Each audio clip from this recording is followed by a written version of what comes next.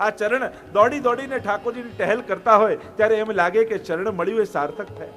આ કર્ણથી જ્યારે કથા સાંભળીએ ત્યારે એમ લાગે કર્ણ મળ્યા એ સાર્થક થયા. અને આ આંખોથી જ્યારે દર્શન કરીએ ને ત્યારે એમ લાગે કે ઠાકોરજી ખૂબ કૃપા કરી કે અમને જોવાની શક્તિ આપી છે, જેથી અમે પ્રભુને જોઈ શકીએ.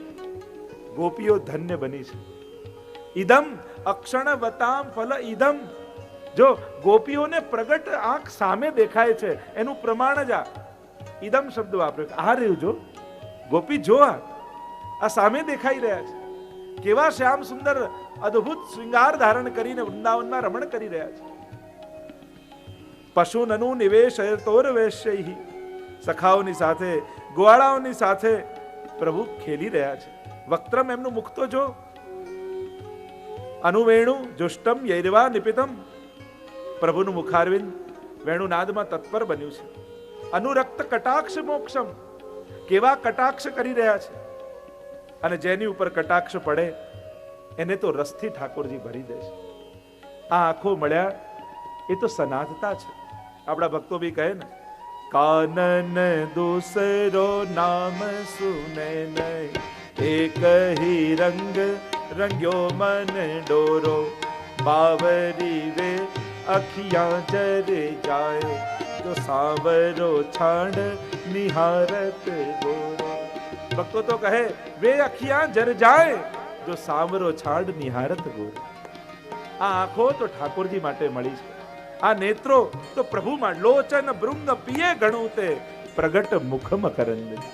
વલ્લભ આખ્યાનમાં પણ ગોપાલદાસજી કહે છે, અમારા નેત્રો ઠાકોરજીના દર્શન કરતા એ ભ્રમર બની જાય. અને એક ભ્રમર જેમ કમળમાંથી એનો રસ લેતો હોય એમ અમે દર્શન કરીએ ને ત્યારે અમારા નેત્રો આપના મુખ કમળના દર્શન કરવા માટે ભ્રમર બનાવી દે.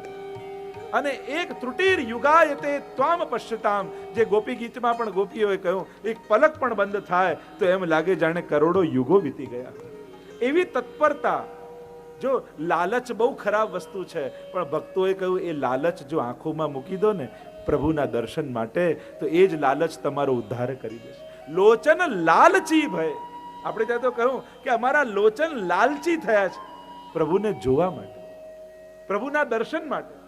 અને એટલે જ તો વૈષ્ણવ ભલે આમ ઘણા માજીઓને આમ 4 જણા પકડીને મંદિરની સીડીઓ ચડાવે, પણ જ્યાં દર્શન ખુલે ત્યારે એવા ધક્કો મારીને આગળ ભાગે જાણે 16 વર્ષની કન્યા હોય. આ લાલચ દર્શન માટે. લોચન લાલચી ભય. આ લાલચ જોઈએ છે. અને આવી લાલચ જો મનમાં આવે, દર્શન માટે આંખોમાં આવે, એટલે આપણા ભક્તો તો કહે નયનન મે દો ચંદા બસો મેરે. આ આંખોમાં આ બંનેને વસાવી લો તો આ નેત્રો જ મોક્ષનું કારણ છે. બંને આંખ પ્રભુ એટલા માટે આપી છે. દો ચંદા.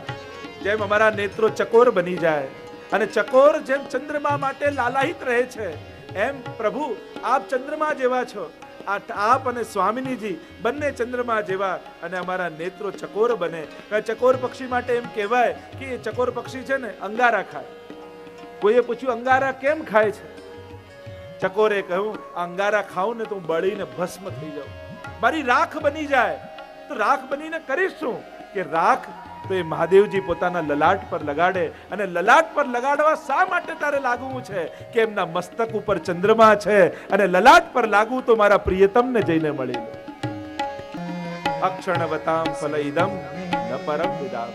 હે પ્રભુ, હે સખી, આ નેત્રોનું ફળ તો શ્યામ સુંદરના દર્શન છે. આચાર્ય ટીકામાં કહ્યું, આ દર્શન કરનારા ભક્તો 5 પ્રકારના છે. એક, જે સર્વેન્દ્રિય દ્વારા અલૌકિક ભાવથી રસાત્મક સ્વરૂપનો ભોગ કરનારા એ નિર્ગુણ ભક્તો. નેત્રેન્દ્રિય દ્વારા અલૌકિક ભાવથી પ્રભુના મુખારવિંદનું અવલોકન કરનારા એ સાત્વિક ભક્તો. લૌકિક ભાવથી, સાપેક્ષ ભાવથી શ્રીમુખનું અવલોકન કરનારા એ રાજસ ભક્તો છે. વેણુનાદથી આકર્ષાઈ અને કેવલ નાદથી આકર્ષણ કરી પ્રભુના દર્શન કરવા માટે આવનારા એ રાજસ ભક્તો. અને કામ ભાવથી પ્રભુના શ્રીમુખનું દર્શન કરનારા એ તામસ ભક્તો છે. આટલા પ્રકારના ભક્તો પ્રભુના મુખારવિંદનું દર્શન કરે છે. કારણ કે ચક્ષુ પ્રીતિ એ પ્રેમના 10 લક્ષણમાંની પહેલું લક્ષણ છે. શાસ્ત્રોમાં 10 લક્ષણ પ્રેમના બતાવવામાં આવે છે. પ્રેમ ધીમે ધીમે કઈ રીતે ઉત્કટ થાય તો એના 10 સ્ટેપ બતાવવામાં આવ્યા છે. એમાં પહેલું લક્ષણ એ ચક્ષુ પ્રીતિ કહ્યું છે. જોવાની ઈચ્છા થવી. જેના માટે પ્રેમ હોય એને જોવા માટેની તત્પરતા જાગે તો આ પ્રેમનું પહેલું પગથિયું છે. બીજું મનઃસંગ. મન વારે ઘડીએ કંઈ ને કંઈક સંકલ્પો ગોતે કે શું બહાનું કાઢું ને એને મળું. ત્રીજું સંકલ્પોત્પત્તિ. મનમાં અનેક પ્રકારના સંકલ્પો જાગે એને મળવાના. ચોથું નિંદ્રા છેદન. પ્રેમ થાય એટલે નીંદ જતી રહે. પાંચમું તનુતા હિલગ. હૃદયમાં તાપ જાગે, શરીર સુકાવા લાગે, એને મળવાની તત્પરતા જાગે. છઠ્ઠું વિષય ભ્યો વ્યાવૃત્તિ. અન્ય સર્વ વિષયોમાંથી આસક્તિ જતી રહે અને મનમાં એક જ સંકલ્પ આવી જાય, એને મળવું છે. લજ્જા પ્રણાશ. લજ્જા જતી રહે. આઠમું ઉન્માદ. એવો ઉન્માદ જાગે, તાપ થવા લાગે, શું કરવું એને મળવા માટે. નવમું મૂર્છા. અને એવો તાપ રોમ રોમમાં જાગે, મૂર્છિત થઈને ભક્ત પડી જાય. અને દસમું મૃત્યુ. પ્રેમમાં એવી તડપણ થાય કે એના પ્રાણ ઉડી જાય. આમ 10 લક્ષણ પ્રેમના બતાવ્યા છે. આ પહેલા શ્લોકમાં ગોપીજનો પ્રેમની પહેલી અવસ્થામાં આવ્યા. ચક્ષુ પ્રીતિ, આંખને જોવાની તત્પરતા જાગી છે અને એટલે કહ્યું અક્ષણ વતામ ફલ ઇદમ. આગળ ગોપીજનો ગાન કરતા બોલ્યા.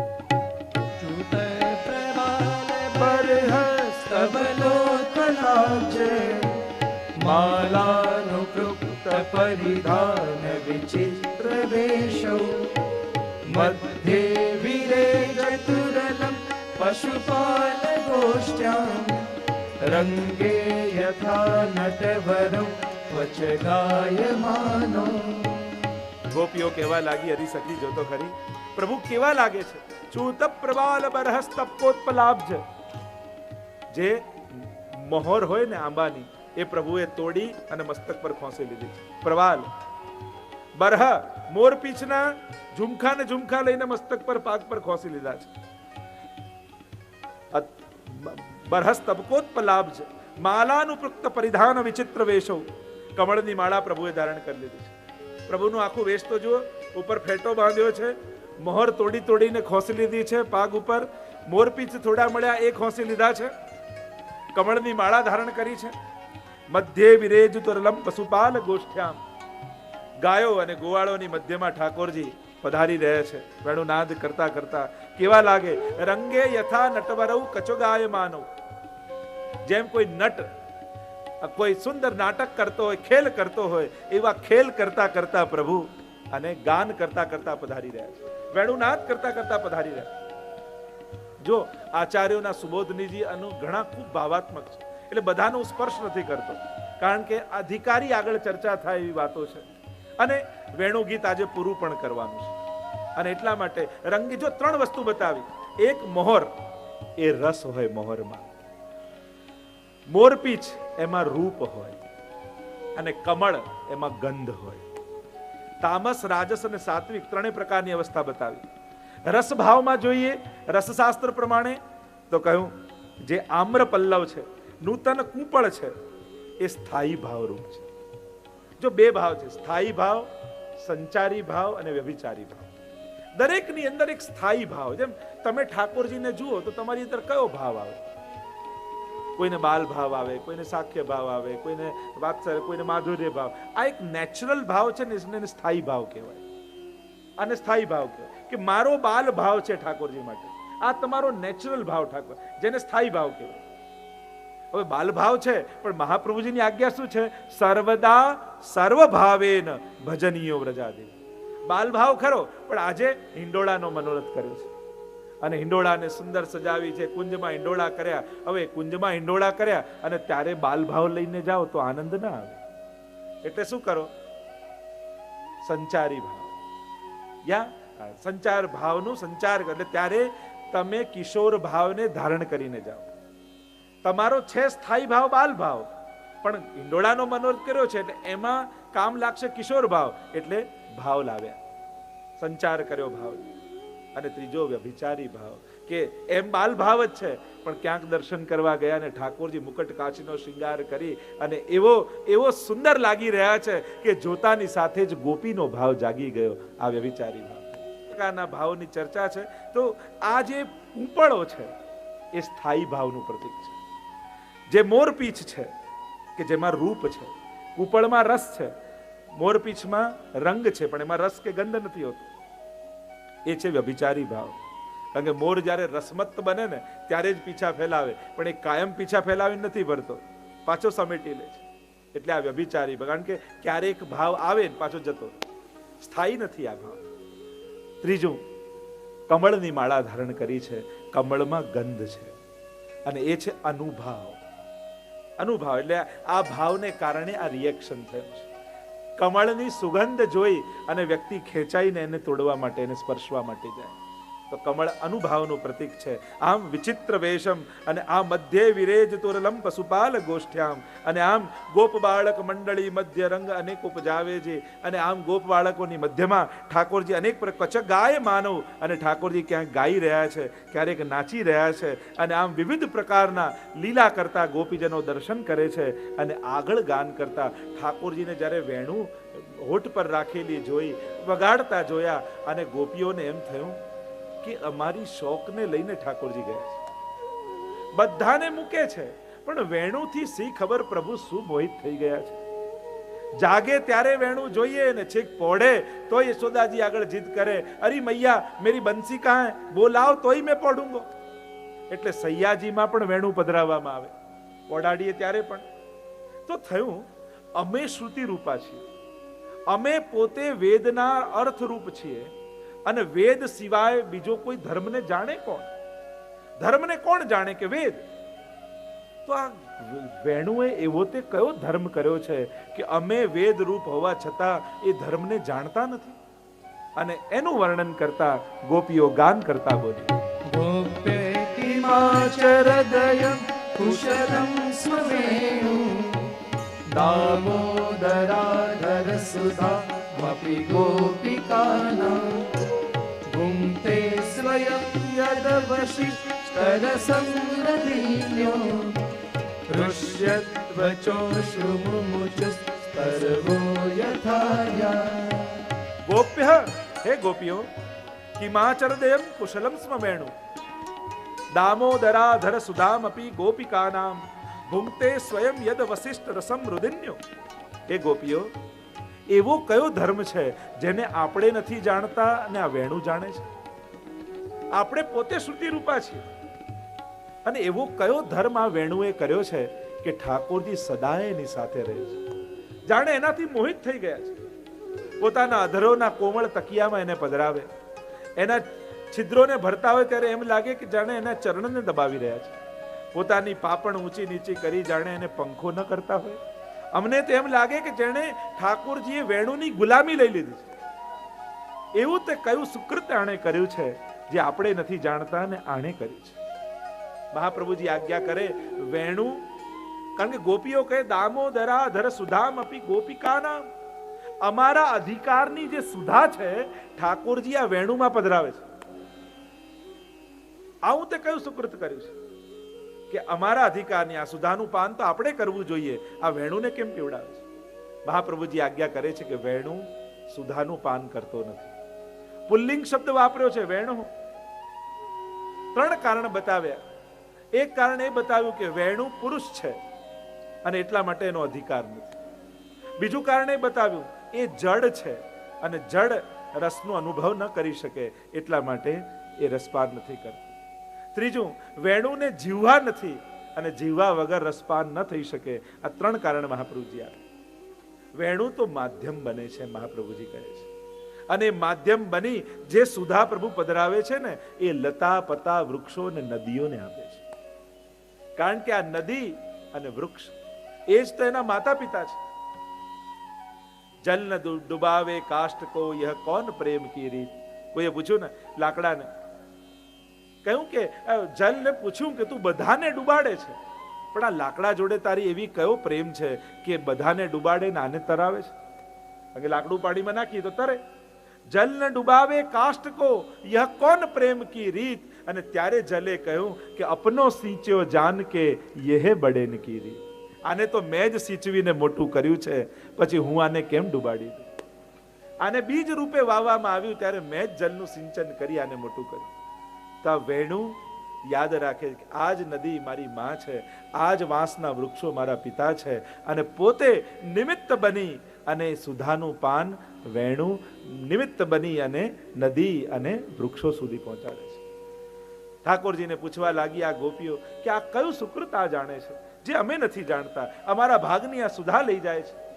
કહ્યું કે આ પીતો નથી, આ તો માધ્યમ બને. આ સાચા અર્થમાં વૈષ્ણવ છે. વૈષ્ણવ એ જ જે વાંટે મળ્યું હોય અને આ વૈષ્ણવતાનું કર્તવ્ય કરે છે. પૂછું ગોપીઓ, હે વેણુ તે કયું સુકૃત કર્યું? વેણુ કહે, બીજું તો કાંઈ હું જાણતી નથી, પણ એટલું જ જાણું છું, કદાચ પ્રભુને એટલા માટે હું પ્રિય છું કે પ્રભુ જેટલું વગાડે ને એટલું જ વાગું છું. મારા સ્વર હું ભરતો નથી, એટલા માટે સંપૂર્ણ શરણાગતિ છે. પ્રભુ જેટલા સ્વર ભરે એટલું જ વાગું છું. કોણ તપતે કીનો મુરલિયા, કોણ તપતે કી. પ્રભુનો વેણુનાદ આખા વૃંદાવનના વૈભવની શોભાને વધારી રહ્યું છે. જો સંબોધન કેવું કર્યું, ઠાકોરજીને શું કર્યું ગોપીજનોએ? યદ દેવકી સુત પદાંબુજ લબ્ધ લક્ષ્મી. એ દેવકીના સુતની જે પદાંબુજ, જે ચરણ કમલ છે. અહીંયા આશ્ચર્ય થયું, આ ગોપીજનો શું જાણે છે કે ઠાકોર દેવકીના સુત છે? વિચાર તો કરો. ગોપીઓને શું એ ખ્યાલ છે કે ઠાકોરજી યશોદાજીના પુત્ર નહીં પણ દેવકીજીના પુત્ર છે? કેમ દેવકીજીને યાદ કર્યા? નહીં તો નંદનંદન કહેવા જોઈએ, યશોદા નંદન કહેવા જોઈએ, વ્રજેશ કહેવા જોઈએ. પણ ગોપીજનો શું? યદ દેવકી સુત પદાંબુજ લબ્ધ લક્ષ્મી. અહીંયા આશ્ચર્ય થયું આચાર્યોને કે આ દેવકીજી ગોપીજનોને ક્યાંથી યાદ આવી ગયા? રસલીલા ચાલી રહી છે, વ્રજની લીલા ચાલી રહી છે, ભાવાત્મક લીલા ચાલી રહી છે, એમાં ગોપીજનોને દેવકીજી યાદ આવે? ત્યારે કહ્યું કે આ ગાનારા ગોપીજનો તો કુમારિકા છે. કુમારિકા ગોપીજનો કોણ હતા? 4 યુથ છે ને, એમાં એક કુમારિકા ગોપીજનોનું યુથ છે, જેને નંદ બાબા એ 16,000 કન્યાઓને ત્યાં બંગાળથી લઈને આવેલા. એ 12 વર્ષની કન્યાઓ નંદાલયમાં રહેતા અને ઠાકોરજીની સેવામાં રહેતા અને પ્રભુને જ સર્વસ્વ માનીને રહેતા. નંદ બાબાને બાબા કહેતા, યશોદાજીને મૈયા કહેતા. હવે નંદ બાબાને બાબા કહે અને યશોદાજીને મૈયા કહે અને આ ગોપીજનો આ શ્લોકને ગાઈ રહી છે, તો થયું કે બાબાને યશોદાજીને મૈયા કહે છે, નંદ બાબાને બાબા કહે છે, તો ઠાકોરજી ભાઈ થઈ જાય. એટલે આ કુમારિકાઓ કહે છે કે અમે જાણીએ છે આપ કે યશોદા અને નંદના પુત્ર નથી. યદ દેવકી સુત પદાંબુજ લબ્ધ લક્ષ્મી. અમારા તો નાથ છો, કારણ આપ દેવકીજીના પુત્ર છો. અને આમ કરી આ ગોપીઓ ચોખવટ કરે છે કે અમે આપને ઓળખીએ છીએ. ભલે બાબાને બાબા કહીએ, મૈયાને મૈયા કહીએ, પણ આપ તો દેવકીજીના બાળક છો અને એટલે અમારા માટે નાથ છો. આ વૃંદાવનના શૃંગાર રૂપ આપ છો. જો વૃંદાવન પણ 5 પ્રકાર છે. એક છે આદિ વૃંદાવન, કામવન છે ને આજનું, એને આદિ વૃંદાવન કહેવાય છે. એક સ્વરૂપ વૃંદાવન, ગિરિરાજજી સ્વરૂપ વૃંદાવન તરીકે પ્રસિદ્ધ છે. ત્રીજું છે લીલા વૃંદાવન, જે અત્યારનું વૃંદાવન છે. ચોથું નિજ વૃંદાવન, નંદગાંવ, અને 5મું ધામ વૃંદાવન એટલે બરસાના. આ 5 વૃંદાવન પ્રાચીન સમયમાં વૃંદાવન માનવામાં આવતા. રાસની 3 સ્થળીઓ આપણે ત્યાં માનવામાં આવે છે, યમુનાજી, ગિરિરાજજી, ત્રીજું વૃંદાવન. વૃંદાવનની શોભા લગે જો વૃંદાવન કો રંગ, સ્ત્રી ભાવ પ્રગટ હોય પલ में, પુમ ભાવ હોય ભંગ. અમારે ભગવદીઓને તો ગાયા. આ વૃંદાવનની ભૂમિનું મહત્તા એટલી છે કે જો વૃંદાવનનો રંગ જેને લાગી ગયો, લગે જો વૃંદાવન કો રંગ, સ્ત્રી ભાવ પ્રગટ હોય પલ में, ક્ષણવારમાં ગોપી ભાવ પ્રગટ થઈ જાય એ ભૂમિનો સ્પર્શ થતાની સાથે. ઓર પુમ ભાવ હોય ભંગ. એવી વ્રજવાસીઓ એમના મુખ્ય એવી કથા સાંભળી છે કે કંસ હતો ને, એણે જાહેરાત કરી કે વ્રજમાં જેટલી પણ ઉત્તમ વસ્તુઓ છે ને એનો માલિક રાજા છે, હું પોતે છું, અને દરેક ગોપીઓમાં શ્રેષ્ઠ રાધાજી છે, એટલે રાધાજી પર મારો અધિકાર છે. સંદેશો મોકલાવે અને સંદેશો મોકલાવે એટલે રાધાજીએ કહ્યું, જો તમારો અધિકાર હોય તો આવો વૃંદાવન અને મને લઈ જાઓ. અને કંસને થયું રાધાજીને લઈ આવું, અને જઈને જ્યાં પ્રવેશ કર્યો વૃંદાવન બ્રજમાં અને પગ મૂક્યું ત્યાં લગે જો વૃંદાવન કો રંગ, સ્ત્રી ભાવ પ્રગટ હોય પલ में और પુમ ભાવ હોય ભંગ. એમ કહેવાય છે કે વ્રજનો સ્પર્શ કરતાની સાથે જ કંસ ગોપી બની ગયો. પુમ ભાવ હોય ભંગ. ગોપી દેહ ધરી દીધો. હવે ન જવાય મથુરા, ન રહેવાય ગોકુલ. કરવું શું? રાધાજી બધા ગોપીજનો સાથે આવ્યા, સખીજનો સાથે આવ્યા. સખીઓ પૂછવા લાગી, અરે આ સખી ક્યાંથી આવી? રાધાજીએ કહ્યું કે આ તો હમણાં મથુરાથી આવી છે, નવી ગોપી છે. બધી ગોપીઓ મળીને હાંસી કરવા લાગી. અચ્છા, તો આ નવી ગોપીને કઈ સેવા સોંપીશું? રાધાજીએ કહ્યું કે આને છાણા થાપવા માટે બેસાડી દઈએ. અને ગોબર થાપવા માટે કંસને બેસાડી દીધો. હવે છોડીને જવાય નહીં કંસથી મથુરા, કારણ કે આ દેહમાં જાય કઈ રીતે? કોઈને મોઢું શું બતાવે? હવે છાણા થાપતા હતા એટલામાં ત્યાંથી વૃષભાનજીને જતા જોયા. અને વૃષભાનજીને જતા જોયા, કંસ દોડતો દોડતો ગયો, ચરણમાં પડ્યો. વૃષભાનજીને થયું કે આ ગોપી આવી ક્યાંથી? પૂછ્યું, તું ક્યાંથી આવી છું? ત્યારે કંસે પરિચય આપતા કહ્યું કે અરે હું મથુરાનો રાજા કંસ છું, પણ લગે જો વૃંદાવન કો રંગ, આ વૃંદાવનમાં પ્રવેશ્યો અને ભૂમિનો સ્પર્શ થતાની સાથે મારો સ્ત્રી દેહ થઈ ગયો. શું કરું? આપ કોઈ ઉપાય બતાવો. વૃષભાનજીએ કહ્યું, હમણાં ને હમણાં અહીંયાથી દોડ. ભાગતા ભાગતા જ્યાં વૃંદાવનની સીમાની બહાર પગ મૂકીશ ત્યાં પાછો પુરુષ બની જઈશ. અને પેલો તો મૂકીને દોડ્યો કંસ, અને દોડતા દોડતા જ્યાં વૃંદાવનના હદની બહાર આવ્યો અને પગનો સ્પર્શ થયો મથુરાની ભૂમિને, અને ત્યાં જે પાછો પુરુષ બની ગયો. અને એટલે જ વ્રજવાસીઓ કહે કે આટલા આટલા અસુરોને બ્રજમાં મોકલ્યા, પણ કંસ પોતે ક્યારે પાછો ગયો નથી વૃંદાવન. આ એકવાર એવો અનુભવ થઈ ગયો ને, એટલે આપણે સાંભળીને કથામાં ધેનુકાસુર મોકલ્યો, અઘાસુર મોકલ્યો, બકા બધાને મોકલ્યા, પણ પોતે નથી ગયો. કારણ કે આ અનુભવ એકવાર થઈ ગયો. એવો વૃંદાવનનો રંગ. એક પલક જો રહીએ વૃંદાવન, એક પલક પણ કાપી છે વૃંદાવન.